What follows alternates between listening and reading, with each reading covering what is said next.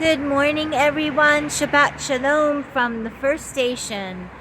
I broke a record this morning. I was out on the street at 7 a.m. And yeah, it's glorious when you can get such a long day in. I remember when I first moved to this country, because we are 8 hours ahead of Central Time, 7 hours ahead of Eastern Standard Time. And it just seemed like the days were so long and you could get so much done. So it's a glorious day. It's going to be beautiful out today.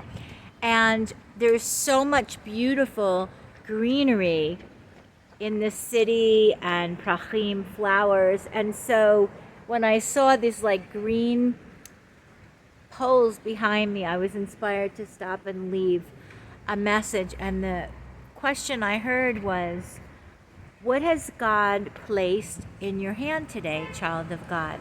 You know, God has given us many gifts. What has He placed in your hands? What is He asking you to run forward with? Sometimes people say, well, I'm not clear, I'm not sure, I don't know what my call is.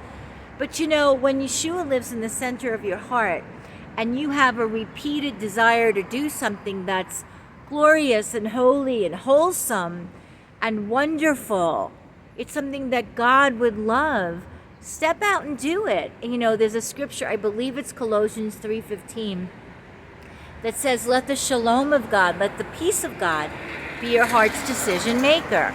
I was just leaving a message for a friend last night who's been praying about something, and this scripture came to mind. Colossians 3:15, let the shalom of God, the peace of God, be your heart's decision maker.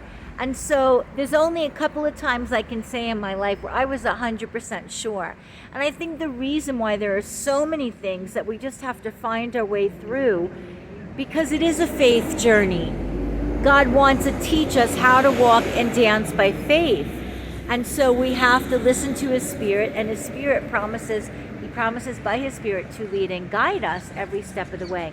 So if you step out with something and you no longer have peace, the peace of God, you stop. But if you continue to have peace and peace and peace and peace, you know, we're all learning. Life is a learning curve. But as I always say, let's get on the curve today. God bless you from the city of the great King.